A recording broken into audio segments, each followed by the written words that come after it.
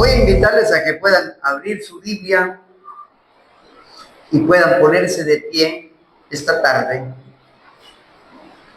Y vamos a tener la lectura de la palabra del Señor, en el cual esta tarde Dios nos estará hablando a través de su palabra.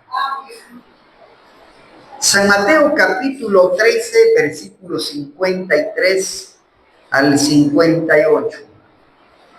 Es la última parte, la última porción del capítulo 13 del Evangelio de Mateo, en el cual hemos venido trayendo la exposición de la palabra del Señor todos estos domingos. Cuando usted lo tenga, puede decirme un amén. Amén. Para que juntos leamos la palabra del Señor y así gozarnos a través de la lectura de la palabra de nuestro Dios. Vamos a leer el versículo 53 hasta el versículo 58. Ahí tendremos la exposición de la palabra del Señor en esta preciosa hora. La palabra de Dios dice de la siguiente manera: aconteció que cuando terminó Jesús estas parábolas, se fue de allí y venido a su tierra, les enseñaba en la sinagoga de ellos, de tal manera que se maravillaban y decían: ¿de dónde tiene esta sabiduría y estos milagros? ¿No es este el hijo del carpintero? ¿No se llama su madre María y sus hermanos Jacobo, José, Simón y Judas? ¿No están todas sus hermanas con nosotros? ¿De dónde pues tiene todas estas cosas? ¿Y qué dice? Y se escandalizaban de él. Pero Jesús les dijo: no hay profeta sin honra, sino en su propia tierra y en su casa. Y no hizo ahí muchos milagros. ¿A causa de qué? De la incredulidad de ellos. Amantísimo Dios que estás en los cielos, Señor, te damos gracias porque tú permites la oportunidad de poder adorar, de poder bendecir tu nombre. Gracias, mi Dios, porque nos concedes el honroso privilegio de honrarte, de bendecirte, de glorificarte, pero sobre todo de oír tu palabra, porque a eso hemos venido. Muchas gracias, Señor. Amén. Y amén. Pueden sentarse, hermanos. Esta porción de las Escrituras que leímos hoy, pues es una lectura muy interesante, porque hay unas palabras que Jesús dice en la narrativa, y es acerca de un refrán. Tal vez este refrán era popular en el medio, en el ambiente, pues para nosotros también puede hacer que sea conocido, ¿no? O puede hacer que aún todavía este refrán no se maneja muy a menudo en nuestro ambiente. ¿De qué consiste el refrán? No hay profeta sin honra, sino en su casa. Palabras que Jesús las dice y que de alguna manera reflejan el ambiente, el contexto de la narrativa de hoy. Porque lo acontecido en el relato de la lectura nos deja muchas lecciones prácticas e interesantes para nuestra vida.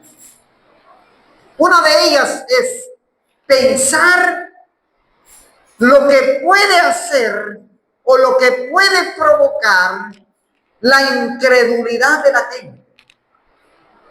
Cuando la gente no cree en la palabra de Dios, en el Hijo de Dios, cuando la gente no cree en el mensaje del Evangelio.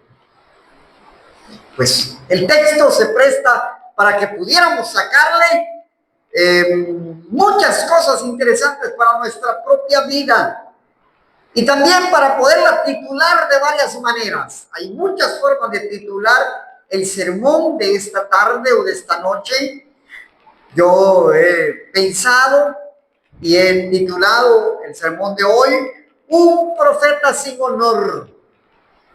Un profeta sin honor. ¿Y por qué? Porque Jesús lo dice, es un refrán tomado del argot popular, tomado del ambiente común, tomado del contexto en que se da la escena de la perícopa, dicen los estudiosos de la Biblia.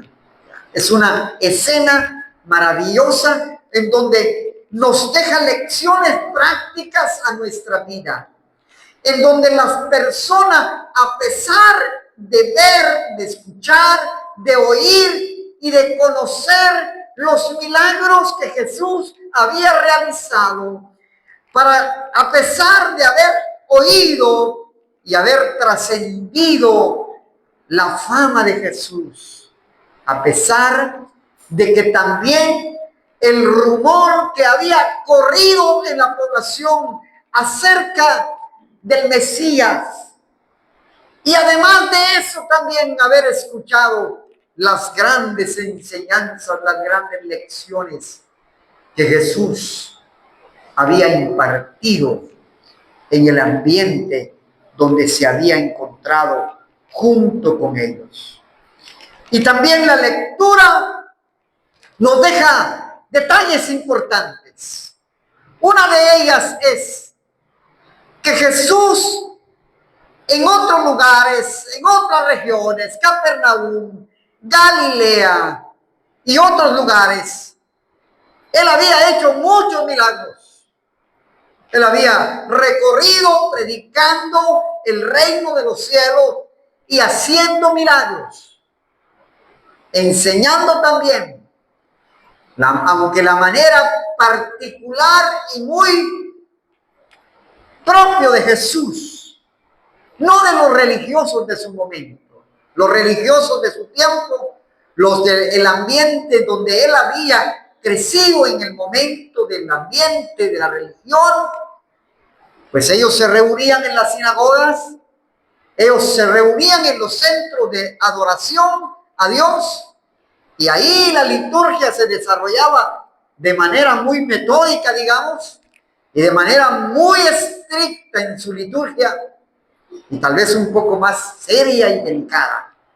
Mientras que Jesús rompe el esquema, rompe la estructura, rompe el paradigma y comienza a predicar en las calles, en los montes, en las montañas, a las orillas de los lagos, a las orillas del mar, en los ríos, en el ambiente popular de la gente, en el ambiente del pueblo común, no de la gente religiosa. Pero él, como todos sabemos, y la lectura de los evangelios lo narran, que él creció en el ambiente también de esa religiosidad. De niño, sus padres iban a la sinagoga. De niño, sus padres cumplían los rituales, las ceremonias que estipulaban la religión. De niño era un asistente muy frecuente a la sinagoga. Y tal vez no como hoy los cristianos de hoy, ¿no? Muchos cristianos no son perseverantes frecuentes, no son muy perseverantes. Hay una porción de la palabra del Señor, dice que no debemos de dejarnos de congregar como algunos tienen por costumbre. ¿Qué quiere decir? Que hay creyentes que se acostumbran a no ser perseverantes, a perseverar a cada vez que sueñan, a cada vez que tienen una pesadilla, a cada vez que tienen un problema, a cada vez que tienen una dificultad.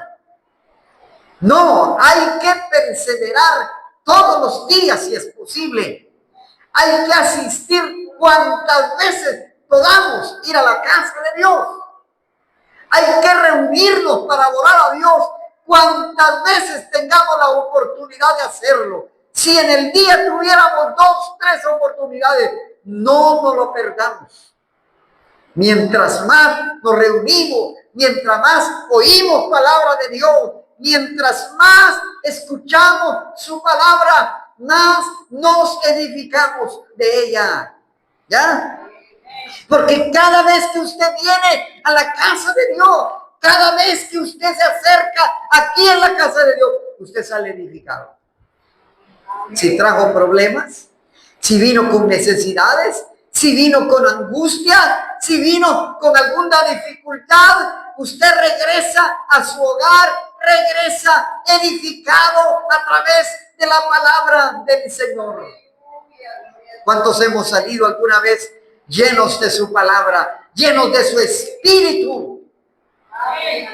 Tal vez hemos traído problemas, cargas, luchas, dificultades, pero cuando oímos la palabra, pero cuando nos reunimos aquí y sentimos la presencia de Dios y la presencia del Espíritu Santo desciende en su pueblo, salimos edificados a través de ella. ¿Ya? Por eso es necesario oír palabra de Dios. Por eso es necesario la comunión unos con los otros. Pues Jesús predicaba en el desierto, en la montaña, a la orilla de los lagos, en las embarcaciones. Ese era su escenario. Y la lectura dice que salido de ahí, porque menciona, aconteció que cuando terminó, dice el evangelista Mateo, que cuando terminó Jesús estas parábolas, se fue de ahí. Pues, ¿de dónde se fue? Tenemos que leer los sinópticos, tenemos que leer los textos paralelos para poder interpretar, para poder entender, para poder comprender. Hay que leer a Marcos, hay que leer a Lucas, para que tengamos la idea de dónde se fue, de dónde se movió, dónde estaba, para dónde se fue después de ahí, de donde él estaba predicando. Sin duda alguna, él estaba en la región de Capernaum y ahí había hecho muchos milagros.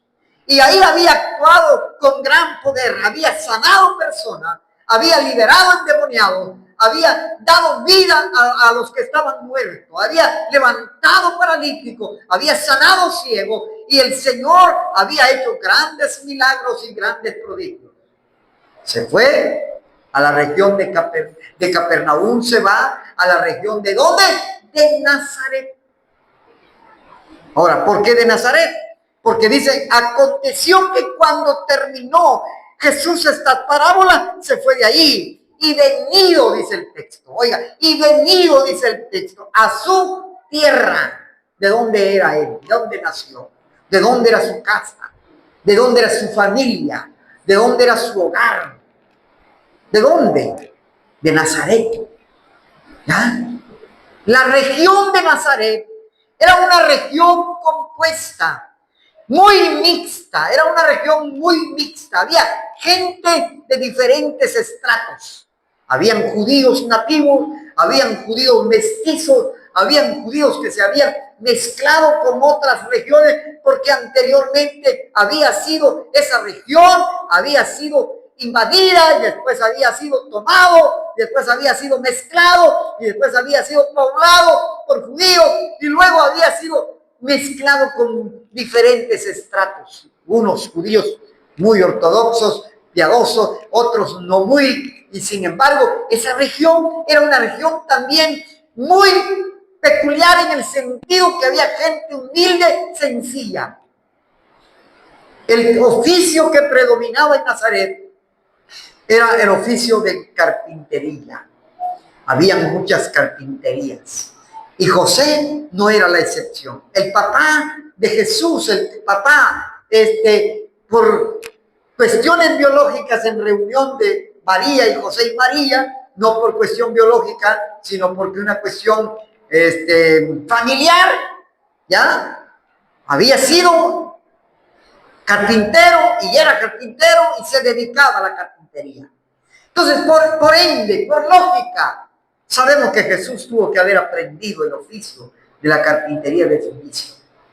Había dedicado tiempo para eso. Tal vez toda su niñez, tal vez toda su juventud se había instruido, había recibido instrucción en el oficio de la carpintería.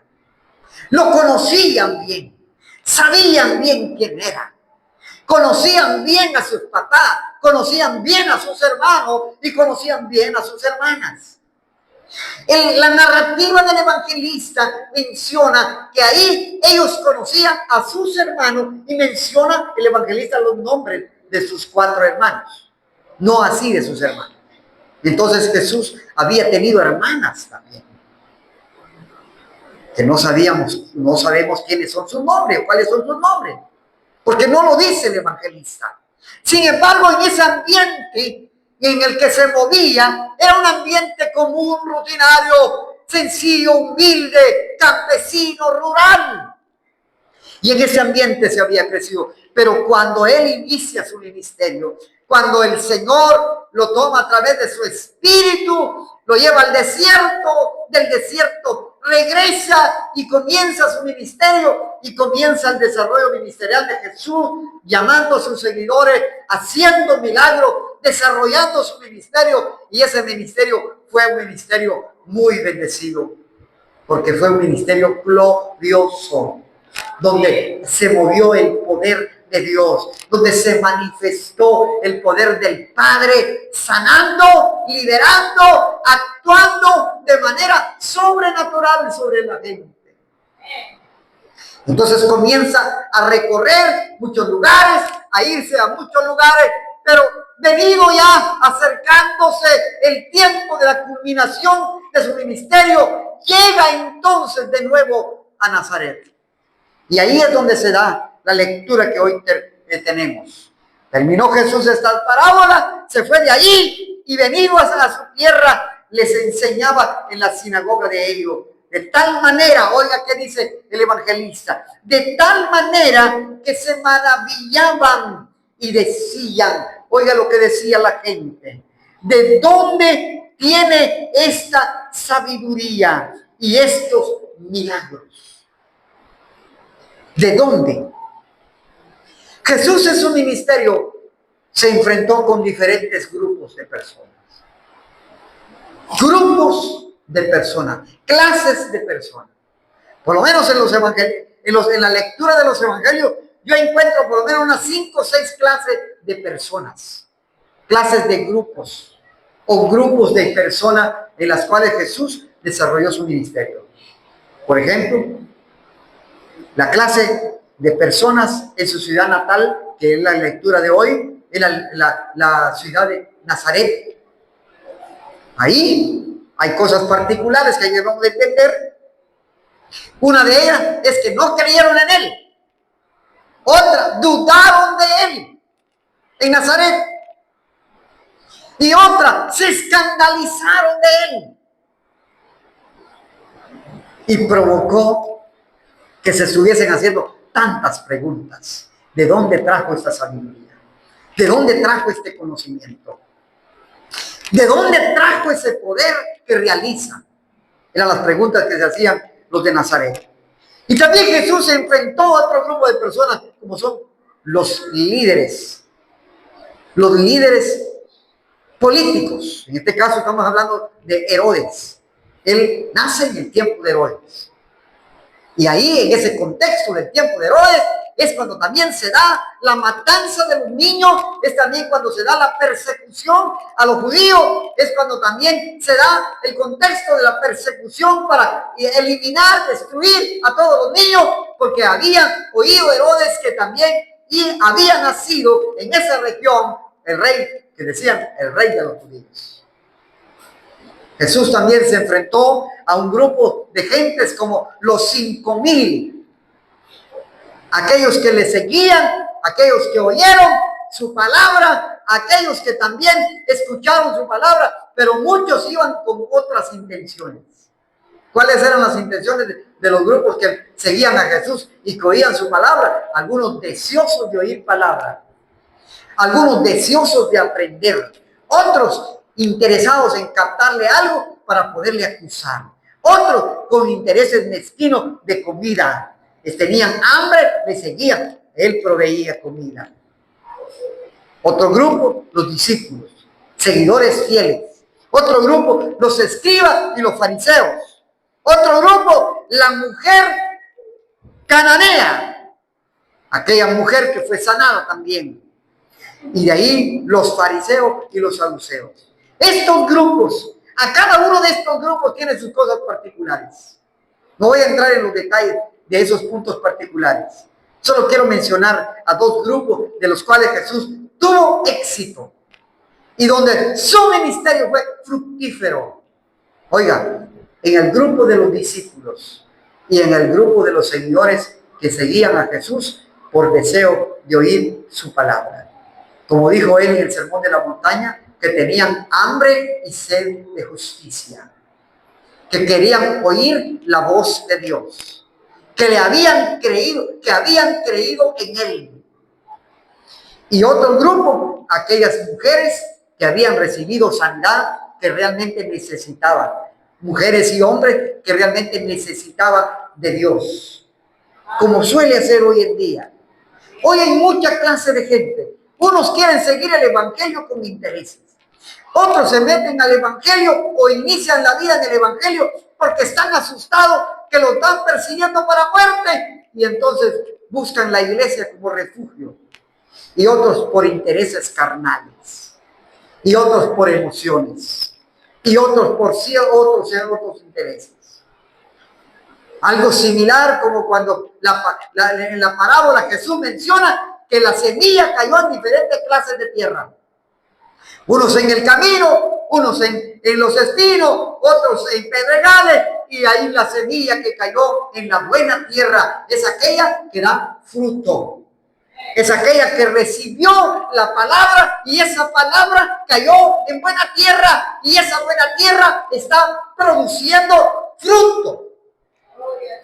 Así como la palabra cayó en nuestra vida. En nuestra vida la palabra cayó en buena tierra. Si cayó en buena tierra, entonces estamos dando frutos. Entonces nosotros tenemos que mostrar frutos. Y esos frutos tienen que verse. Tienen que darse a conocer. Y Jesús en esta narrativa dice lo siguiente, oiga, ¿de dónde sacó, de dónde tiene esta sabiduría y estos milagros? Se preguntaba la gente.